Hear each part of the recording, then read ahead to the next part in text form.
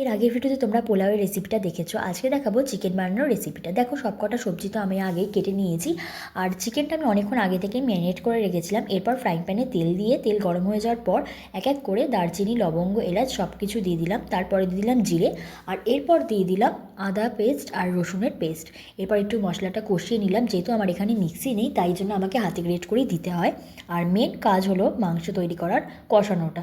যত ভালো তুমি কষাবে তত ভালো টেস্ট এখানে আসবে। তো এরপর দেখো পেঁয়াজটা দিয়ে দেওয়ার পর আমি আবার অনেকক্ষণ ধরে কষাতে থাকলাম, যতক্ষণ না জলটা টেনে নিল। তারপরে এক এক করে টমেটো, লঙ্কা কুচি এসব দিয়ে আবার আমি মশলাটা কষানো শুরু করলাম। আর এদিকে একটা পেস্ট বানিয়ে নিলাম, সেটার মধ্যে হলুদ, লঙ্কার গুঁড়ো, চিকেন মশলা পাউডারটা এটাও ছিল, আর মাঝখানে নুন আর হলুদও দিয়েছিলাম। তো যাই হোক, আবার এইটা দেওয়ার পর মশলাটা অনেকক্ষণ ধরে কষাতে থাকলাম। ওই যে বললাম মেন হচ্ছে কষানোটা। এরপর কষানো হয়ে গেলে এর মধ্যে চিকেন দিয়ে দিলাম।